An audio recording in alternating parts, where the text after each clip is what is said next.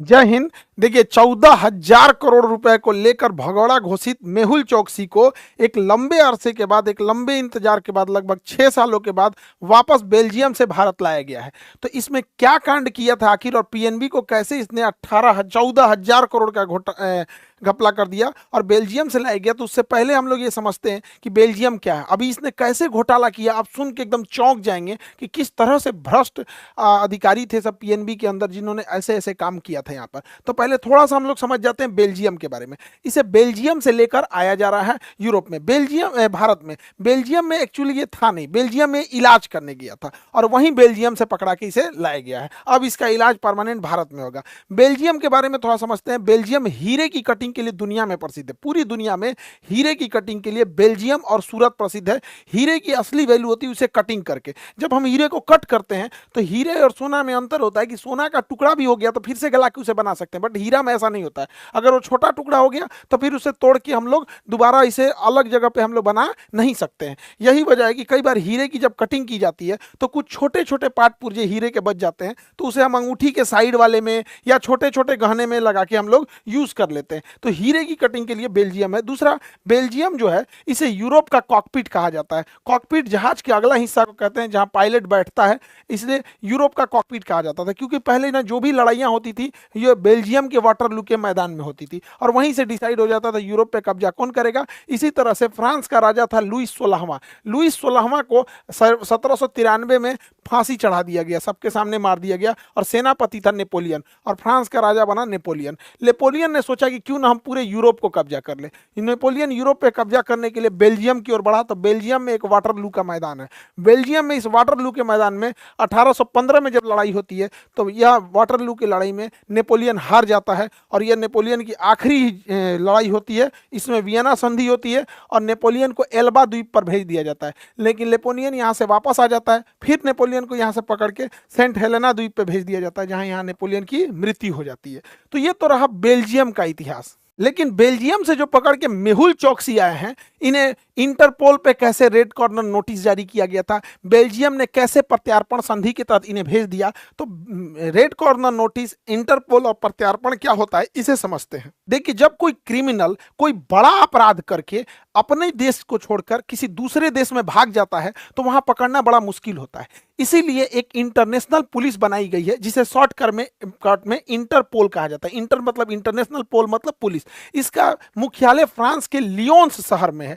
अब अगर कोई इंटरनेशनल अपराधी है तो उस देश का पुलिस डिपार्टमेंट इंटरपोल को कहेगा कि इस अपराधी को पकड़ना है हमें। जैसे अगर सऊदी अरब से भागा तो सऊदी अरब भी उसे कहेगा, रसिया से भागा तो वो भी उसे कहेगा।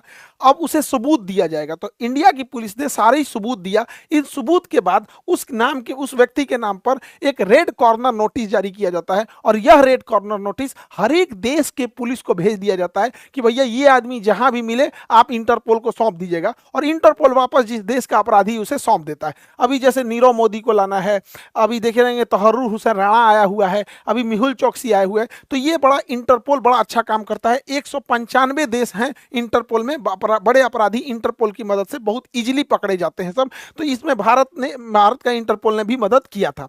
अब ये समझना है कि आखिर ये मेहुल चौकसी ने कांड किया कैसे था। ये दोनों चाचा भतीजा हैं सब, नीरव मोदी और मेहुल चौकसी। इन्होंने इतना शातिर ढंग से कांड किया कि सोचने पे मजबूर हो जाएंगे। देखिए, अगर हमें कोई विदेश में सामान खरीदना है तो हम अगर किसी विदेश में, सपोज कीजिए कि हमें विदेश से एक एमआरआई मशीन खरीदनी है 10 करोड़ की, तो हमें विदेश की कंपनी जैसे जर्मनी, हम जाएंगे कहेंगे कि हमें सामान भेज दो, हम पैसा दे देंगे यहाँ पे। तो वो डरेगा कि भाई इंडिया में सामान भेज देंगे, अब पैसा नहीं दिया तब, और हमको कहेगा कि एडवांस पैसा दे दो, हम भी डरेंगे भैया उसको हम 10 करोड़ दे दे एमआरआई मशीन में, हमको ना दे, तो हम दोनों डरेंगे। तो इसमें एक बीच में आता है बैंक। तो हमें जो पैसा, हम बैंक आता है बीच में, तो हम क्या करेंगे, वो पैसा हम बैंक को देंगे और बैंक उस पैसे को लेटर ऑफ क्रेडिट बनाएगा। उस पैसे का लेटर ऑफ क्रेडिट बनाएगा और कहेगा कि इस व्यक्ति को आप यह सामान भेज दीजिए, इन्होंने जो पैसा दिया है वो मेरे पास है, आप हमसे ले लीजिएगा। एक तरह का ये व्यापार में भुगतान यानी पेमेंट की गारंटी बनता है लेटर ऑफ क्रेडिट। तो लेटर ऑफ क्रेडिट मेहुल चौकसी और नीरव मोदी ने पंजाब बैंक से फॉरेन लेटर ऑफ क्रेडिट बना दिया, फॉरेन के लिए, विदेश व्यापार करने के एफएलसी बना दिया। समझ में आ गया कि नहीं? लेकिन यह लेटर ऑफ क्रेडिट फर्जी निकला। यह लेटर ऑफ क्रेडिट फर्जी था। यानी विदेश, अब समझिए ध्यान से, लेटर ऑफ क्रेडिट जारी तो कर दिया गया लेकिन पीएनबी बैंक को इसके बारे में नहीं बताया गया। तो पीएनबी बैंक गारंटर बन गई मेहुल चोकसी और नीरव मोदी की। अब ये लोग जाके बाहर में हीरा खरीद लिया, हीरा खरीद लिया। अब विदेशी व्यापार को तो सामान देता है लेटर ऑफ क्रेडिट देख के, हीरा खरीदने के बाद उनको कहा कि दो भैया पैसा, ये क्या गारंटी है तुमको, पीएनबी बैंक दे देगा। अब बैंक को पता नहीं है। अगला कांड ये सब क्या किए सब समझिए। अगला कांड में इन्होंने LOU बनाया, लेटर ऑफ अंडरटेकिंग। LOU क्या होता है कि अगर हमें विदेश में कहीं से लोन लेना है, जैसे चाइना से लोन लेना है, ब्रिटेन से, कहीं से किसी कंपनी को लोन लेना है, तो अगर हम ही अमेरिका से लोन ले ले, अब भाग जाए तो अमेरिका तो हमको खोजते रह जाएगा।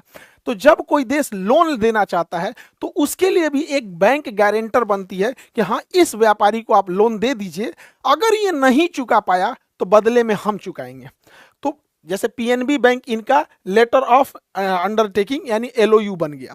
लेकिन इसका रूल होता है कि अगर बैंक, पीएनबी बैंक इनका गारंटर बन रहा है तो पीएनबी बैंक इनके सिक्योरिटी डिपॉजिट रखे, इनके कुछ मॉर्गेज करे, कोई जमीन मॉर्गेज करे कि सूखले गारंटर बन जाएंगे। पीएनबी बैंक के बड़े अधिकारियों को पता ही नहीं था कि PNB bank letter of undertaking LOU जारी कर चुका है नीरव मोदी और मेहुल चोकसी का। और ये लोग क्या किए, इसके मदद से अलग अलग देशों से लोन ले लिया, अलग अलग देशों से लोन लेकर 14,000 करोड़ का लोन हो गया यहाँ पे।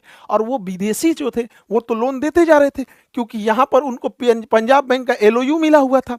अब जब वो वापस मांगना चालू किए कि भैया हमारा दो, फ्रैंकफर्ट से आने लगा, बेल्जियम से आने लगा, बहरीन से वापस आने लगा, यहाँ पे मॉरिशस से आया, हांगकांग से आया कि भैया हमारा पैसा पीएनबी दो। पीएनबी कह रहा है कि पीएनबी को तो ऊपर में पता ही नहीं था।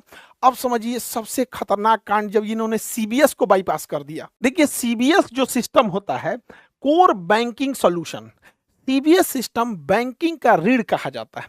हम जब भी किसी को अपने अकाउंट में पैसा जमा करते हैं तो बैंक उसे एक सॉफ्टवेयर में एंट्री कर देती है जिसे कहते हैं सीबीएस, जिससे पता चल जाता है कि मेरे अकाउंट में कितना पैसा आया। इवन जब हम निकालते हैं तो उसे भी सीबीएस में एंट्री कर दिया जाता है और ये सेंट्रलाइज मशीनरी सिस्टम होती है, कोई भी चेक कर सकता है।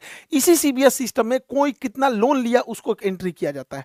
तो नियम यह कहता है कि अगर व्यापार कोई सामान खरीदने के लिए हम लेटर ऑफ क्रेडिट जारी कर रहे हैं कि इस व्यक्ति को 100 करोड़ 200 करोड़ 1000 करोड़ का सामान दे दीजिएगा, यह व्यक्ति पैसा दे देगा और नहीं देगा तो हम उसके गारंटर बन रहे हैं, तो ये गारंटी वाला लेटर ऑफ क्रेडिट को भी तो सीबीएस में रखना चाहिए, एंट्री करना चाहिए। दूसरा कि अगर इन्हें विदेश व्यापार करने के लिए लोन चाहिए तो LOU को भी पंजाब नेशनल बैंक का यह फर्ज बनता था कि अपने कोर बैंकिंग सॉल्यूशन के अंदर एंट्री करना चाहिए ताकि बैंक के जितने बड़े अधिकारी हैं उन्हें पता चल सके कि विदेश में ये दो लोग छुट्टा सांड बन के घूम रहे हैं, पीएनबी बैंक की गारंटी लेकर कि इसके मदद से चाहे जितना लोन ले ले और इसके मदद से चाहे जितने का हीरा खरीद ले। तो व्यापार करने के लिए लेटर ऑफ क्रेडिट और लोन लेने के लिए letter of understanding, letter of undertaking चाहिए। इसमें भी दो शर्त होती है। लेटर ऑफ क्रेडिट का भी एक लिमिट होता है कि कितना सामान खरीद सकते हो, पीएनबी वालों ने लिमिट हटा दिया। LOU का भी एक लिमिट होता है कि कितना विदेश से लोन ले सकते हैं, इसका भी लिमिट हटा दिया और किसी को पता ना लगे इसलिए इसकी एंट्री कोर बैंकिंग सॉल्यूशन में नहीं दिया, सीबीएस में नहीं दिया। जब इसकी जांच ईडी और सीबीआई कर रही थी तो माथा पीट रहे थे सब कि गजब का ये सेटिंग बाज आदमी है सब, पीएनबी बैंक वाले क्या खतरनाक काम किया है आप लोग। इतना बड़ा कांड कर कर ये मेहुल चोकसी भारत से भाग गया और भारत से भागा ऐसे देश में, एंटीगुआ नाम के देश में, अमेरिका के पास भागा, एक छोटा सा द्वीप में जहां पर हमारे देश में ऐसा कोई समझौता नहीं है कि हम एक दूसरे के कैदी को आदान प्रदान करेंगे। लेकिन मेहुल चोकसी की तबीयत खराब हो गई, वो इलाज कराने आ गया बेल्जियम में और बेल्जियम में जैसे इलाज कराने आया एक्स्ट्राडिशन संधि अर्थात प्रत्यार्पण संधि के तहत उसे गिरफ्तार करके भारत में भेज दिया गया। ऐसे ही गिरफ्तारियों में सबसे बड़ी बाधा बनते हैं ह्यूमन राइट्स वाले कि आप किसी कैदी को क्यों मारेंगे, फिर वो अपने स्वास्थ्य का बहाना बना देते हैं कि मेरी तबीयत ठीक नहीं है। या फिर ब्रिटेन जैसे देश में कानून ऐसा टफ बना दिया गया है कि अगर कोई करोड़ों रुपया भाग गया है लेके तो ब्रिटेन में उसका मुकदमे 10 साल चलेगा। जैसे अगर कोई भारत में चोरी कर लिया या लड़ाई कर दिया तो भारत का कानून ऐसा है कि उसे चोर साबित करते करते आपको 10 साल लग जाएंगे। अरे भारत ने क्या, पूरी दुनिया ने देखा 2012 में जब निर्भया का रेप हुआ था, उसको सजा दिलाने में, फांसी चढ़ाने में हम लोग को 10 साल लग गया। तो ये सब चीजों में तो बहुत देर हो जाता है। तो बहुत सारे अड़चने होते हैं कि हम जब किसी विदेशी देश के से प्रत्यार्पण कराते हैं तो बड़ा मुश्किल होता है। अभी मेहुल चौकसी भारत आ गए हैं, अब उनसे एक एक चीज की जानकारी निकाल ली जाएगी। भारत ने 48 देशों के साथ प्रत्यार्पण संधि किया है, यानी आपका क्रिमिनल अगर मेरे यहाँ आया तो हम लौटा देंगे, हमारा यहाँ आपके गया तो आप भी हमें लौटा दीजिएगा। तो ये अच्छी चीज है प्रत्यार्पण संधि। अभी भारत ने प्रत्यार्पण संधि के तहत अमेरिका से तहव्वुर राणा को वापस भारत में लाया है। ये वही व्यक्ति है जिसने मुंबई ब्लास्ट का 26/11 ताज होटल और जो मुंबई में ब्लास्ट हुआ था उसका मास्टरमाइंड था। यह कनाडा का नागरिक है, पाकिस्तानी मूल का है, कनाडा में जन्म लिया। पाकिस्तानी चाहे जहां भी जन्म लोगे, डीएनए तो चेंज नहीं होने वाला है। सोच रहे तुम आतंकवादी ये बनोगे जाके वहां पे। तो कनाडा का नागरिक है, इंडिया में आके 2008 में 26/11 हमला कर दिया और यूएसए में जाके शिफ्ट हो गया। अब कनाडा कह रहा है कि भैया नागरिक मेरा है, इंडिया कह रहा है कि भाई हमारे यहाँ कांड किया है तो नागरिक किसी का हम टांगेंगे, और ये अमेरिका में गिरफ्तार है। अब ये अमेरिका में कैसे गिरफ्तार हो गया? देखिए, हमारी खुफिया एजेंसी वाले थोड़ा तो भाई एक्टिवेट रहो, थोड़ा एडवांस बनो। ये हमारे यहाँ ताज होटल पे हमला किया, ताज होटल पे, और इसकी खबर लगी ब्रिटेन को। ब्रिटेन ने इसके बारे में सूचना निकालना चालू किया, तहव्वुर राणा और डेविड हेडली के बारे में। और ब्रिटेन की खुफिया एजेंसी मिलिट्री इंटेलिजेंस उसकी यूनिट 5 MI5 कहा गया, MI5 ने अमेरिका को यह सूचना दिया कि जो मुंबई बम ब्लास्ट के 2 मास्टरमाइंड है, तहव्वुर राणा और डेविड हेडली, ये दोनों शिकागो में हैं। इस आधार पर 2008 में हमला हुआ, उसके अगले साल 2009 में अमेरिका ने इसे गिरफ्तार कर लिया। अमेरिका इसे क्या कर लेता है? गिरफ्तार कर लेता है। अब देखिए, ये रहने वाला है कनाडा का, कांड करता है इंडिया में, गिरफ्तार होता है अमेरिका में, और भारत और अमेरिका के बीच में 1997 में ही प्रत्यार्पण संधि एक्स्ट्राडिशन ट्रीटी साइन हो गई थी। और इस ट्रीटी के आर्टिकल 8 के तहत अमेरिका जो है वो हमारे कैदियों को वापस भारत को सौंपेगा। तहव्वुर राणा इतना खतरनाक आदमी था, इसने एक अमेरिकी मूल के व्यक्ति को हायर किया जिसका नाम था डेविड हेडली। डेविड हेडली ही वो व्यक्ति था जो मुंबई आया था। इस पर भारतीय खुफिया एजेंसी, अमेरिकी खुफिया एजेंसी तथा ब्रिटेन की खुफिया एजेंसी को पहले से डाउट था, लेकिन तहव्वुर राणा ने कह दिया कि यह व्यक्ति इमिग्रेशन सेंटर चलाता है, यानी विदेश में किसी को आने ले जाने वाला एजेंट है, तो इसे तो बहुत बार आना जाना रहेगा ही। और तहव्वुर राणा के कहने पे डेविड हेडली ने मुंबई के कैफे लियोपोल्ड हो, नरीमन पॉइंट हो, या चबल हाउस हो, या छत्रपति शिवाजी टर्मिनल हो, या मुंबई का ताज होटल हो, नरीमन पॉइंट हो, ओबराय होटल, ट्राइडेंट होटल, जितने भी जगह थे जहां ब्लास्ट हुआ था, इसी ने उसकी पूरी तरह से फोटोग्राफी की थी, वीडियो रिकॉर्डिंग किया था। कहां पर आतंकवादी आएंगे, कहां पे होटल में रुकेंगे, कहां से टैक्सी लेंगे, तहव्वुर राणा के कहने पे डेविड हेडली ने किया था। डेविड हेडली अभी अमेरिकी जेल में है और इसे भारत लाया जा चुका है, और इसी ने पूरा ताज होटल में ब्लास्ट का कांड रचा और मुंबई का नक्शा खींचा। देखिए, मुंबई जो है ये है आपकी मुंबई, लेकिन मुंबई यह है, इधर भी समुंदर, इधर भी समुंदर, नीचे भी समुंदर। तो मुंबई के ऊपर ये वाला एरिया आता है ठाणे, और ये वाला एरिया आता है कल्याण, तो ये सब थोड़ा दूर हो जाते हैं। और ये है आपका नवी मुंबई। अभी विकसित किया जा रहा है नवी मुंबई को, क्योंकि फ्यूचर नवी मुंबई में है। लेकिन मुंबई में जो सबसे महंगे एरिया है वो ये तो है आपका मुंबई। मुंबई का सबसे महंगा एरिया ये साउथ मुंबई है। तो आतंकवादियों को डेविड हेडली ने बताया था कि यहीं पर ज्यादा तुम्हें टारगेट करना है। यही कारण है कि उसने साउथ मुंबई, ये मुंबई का नक्शा है, ये तो पूरे अगल बगल का भी है, इसमें यहां पर मुंबई में इसने चबल हाउस पे, कैफे लियोपोल्ड जहां यहूदी हैं, ताज होटल के सामने यहां पर ओबराय होटल, ट्राइडेंट होटल, यहां पर पूरा मारधार मचा दिया। और यहीं पे आतंकवादी कामा हॉस्पिटल में घुस गए, छत्रपति शिवाजी महाराज टर्मिनल पे हमला कर दिया। ये सारा प्लानिंग डेविड हेडली का था जो जेल में है, और डेविड हेडली का जो गुरु था वो तहव्वुर राणा, भारत ने उसे अपने अमेरिका से एक्स्ट्राडिशन संधि के तहत वापस बुला लिया है। तहव्वुर राणा के वकील ने अमेरिका सरकार पर इतना प्रेशर बनाया कि इसे भारत नहीं भेजा जाए। कहा कि भारत में इसको मार दिया जाएगा, नहीं इज्जत न किया जाएगा इसको, तो भारत में इसे ना भेजने के लिए इसने कहा, वकील ने, अमेरिका सरकार से कि इसको 33 गो बीमारी है, 33 गो। ब्रेन में कोई प्रॉब्लम है तो माइग्रेन है, फेफड़ा में अस्थमा है, ब्रोंकाइटिस है, टीवी है, और इसको थायराइड का दिक्कत है, प्रोस्टेट का दिक्कत है, इसको 33 गो बीमारी बनाया कि क्रोनिक डिजीज है, बहुत बहुत 33 गो बीमारी जोड़वा दिया। लेकिन भाई साहब ये तो ट्रंप है, ट्रंप ट्रंप का बातें अलग है। ट्रंप का नहीं, इसको भारत भेजना है।